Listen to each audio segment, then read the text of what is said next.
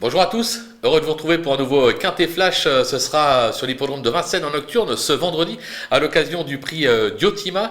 On va évoluer sur 2100 mètres. Attention, ce sera la grande et petite piste, bien évidemment un départ à l'Autostar, 9 par ligne et sans plus attendre nos bases qui semblent assez solides au papier. Avec le 3 extra du château qui vient de faire belle impression à Anguin, la vitesse ne lui fait pas défaut. L'engagement est vraiment idéal avec le 3 derrière la voiture. Je pense qu'il devrait pouvoir le faire de bout en bout. Attention au 14.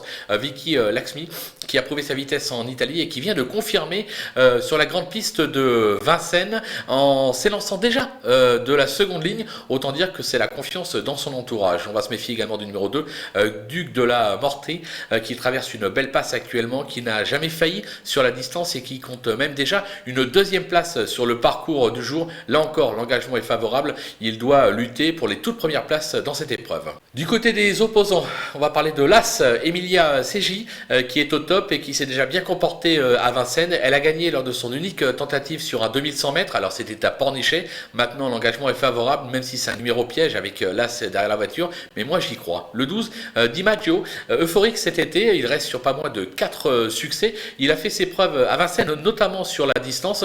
Sur sa lancée, il peut encore jouer un bon rôle, même si je pense qu'il est barré pour la victoire. Attention, 11, Domingo Delou, qui n'est jamais à l'abri d'une bêtise.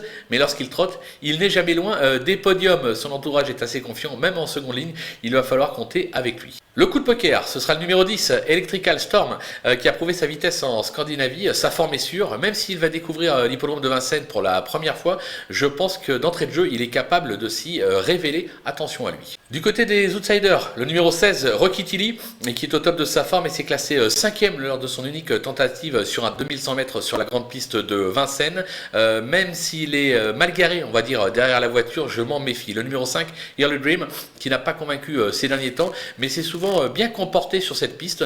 L'engagement est plutôt favorable en première ligne, donc il ne faut pas le condamner trop hâtivement. Le numéro 4, Bebop Marceau, ses dernières sorties sont bonnes, mais à un niveau moindre. Il s'est déjà bien comporté sur le parcours. Le lot n'a rien d'extraordinaire derrière nos favoris. Il est tout à fait en droit d'ambitionner une 4-5e place, tout comme le numéro 6, Dollar du Plan, qui compte quelques bonnes sorties à Vincennes. Il a gagné un 2225 mètres à Laval, donc logiquement il possède un peu de vitesse comme on dit. Bon, il est plus confirmé sur les parcours de tenue, mais attention, avec Eric Raffin, difficile de l'écarter totalement.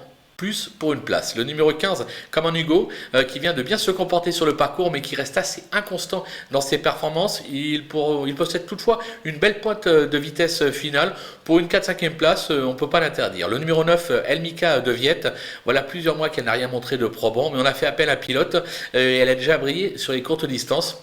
Là encore, attention, c'est très ouvert pour les places derrière. C'est pour ça qu'on rajoute même le 8 d'Istokik Geloka qui vient de s'illustrer en province, mais qui a toujours échoué à ce niveau et sur ce parcours. Elle est en première ligne, il est en première ligne, pardon, mais avec le 8, c'est un peu un numéro piège, pas facile, il va falloir faire le tour, raison pour laquelle je l'ai gardé, mais j'y crois pas plus que cela, c'est vraiment en bout de piste. On conclut avec les délaissés, il en reste 2. Le 7, D de Bellway, qui a surtout brillé sur herbe ces derniers temps, ça se complique sur dur. Même en tête, je pense qu'il est impossible de l'imaginer à l'arrivée d'une telle épreuve. Je prends des risques, mais il faut en prendre. Le 13, Candido Gess, qui alterne le bon et le moins bon, mais exclusivement en province.